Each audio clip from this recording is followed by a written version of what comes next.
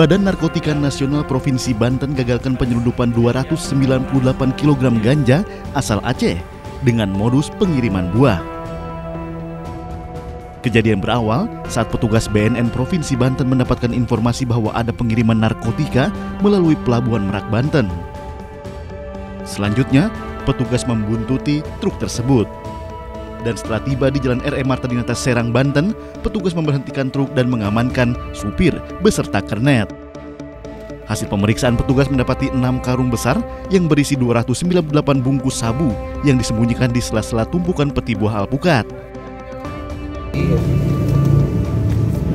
Namanya apa? Namanya apa? Apa ini?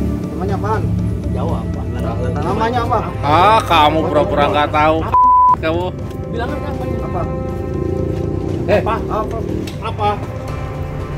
Ganja bawaan. Ungkap kasus di Merak pada hari Selasa dengan barang bukti 298 bungkus ganja atau kurang lebih 298 kg. Untuk ganja yang kita ungkap kasus di Merak itu barang dari Aceh yang akan dikirim ke wilayah Jakarta. Akibat perbuatannya, 2 orang tersangka berinisial MP dan GS terancam hukuman 20 tahun penjara atau seumur hidup, bahkan hukuman mati.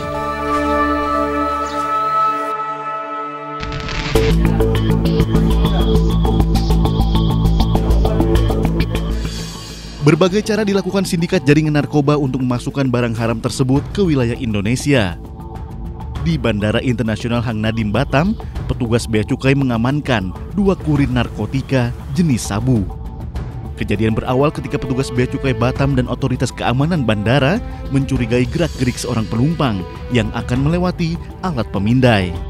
Kemudian langsung diambil teman-teman untuk dilakukan pemeriksaan mendalam. Kemudian ditemukan 467 gram butiran halus putih yang kemudian diperiksa menggunakan narkotik tes adalah sabu di sol sepatunya. Dari pengakuan pelaku, ia tidak sendirian dalam melancarkan aksinya. Ada penumpang lain yang juga membawa narkotika tengah menunggu di ruang tunggu keberangkatan bandara. Kemudian disisir oleh anggota Afsek dan anggota Bea Cukai Bandara, CNT Bandara, dan ditemukan di ruang tunggu boarding Bandara Hang Nadim. Kita lakukan pemeriksaan di posko Bea Cukai dan ditemukan lagi sekitar 506 gram sabu di sol sepatunya.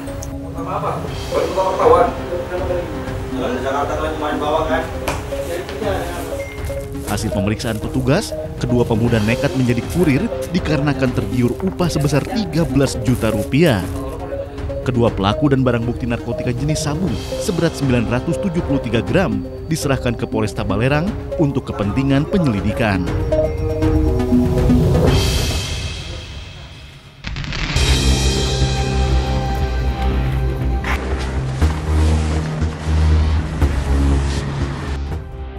Bea Cukai Kudus menggagalkan pengiriman ribuan batang rokok ilegal yang berpotensi merugikan negara hingga miliaran rupiah. Kejadian berawal saat petugas mendapati sebuah truk melaju kencang di jalan alternatif Semarang, Kudus. Petugas menemukan ciri-ciri sarana pengangkut yang mirip dengan informasi melaju kencang dari arah Demak. Petugas melakukan penghentian dan pemeriksaan terhadap sarana pengangkut tersebut dan ternyata di dalamnya terdapat rokok ilegal yang tidak dilekati dengan pita cukai. Bu, rokokmu, Bu. Silahkan. Pita cukainya.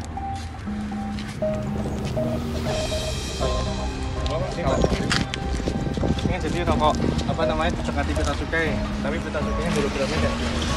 Ini pita cukai palsu. Jadi yang asli kan hologramnya biru ya? Iya, ada tulisannya bea cukai gitu.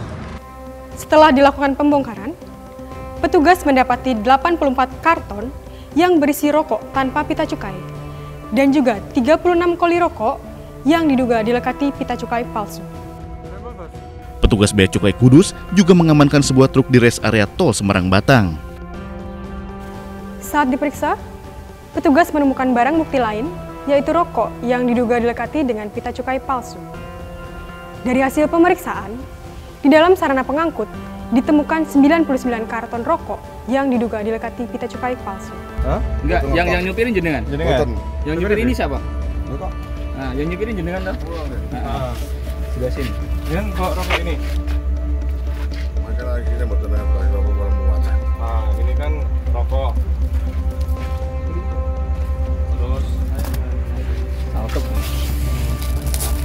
ini kan rokok mesin, Mas. Ini kan rokok SKT. SKM. Iya, SKM. Cuman pitanya SKT. Pitanya SKT, berarti salah pita cukainya. Nanti kita kantor dulu Pak, kita perjalanan dulu ya Pak ya. Minta kerjasamanya kooperatifnya. Pita cukai palsu yang beredar di Indonesia disinyalir berasal dari luar negeri.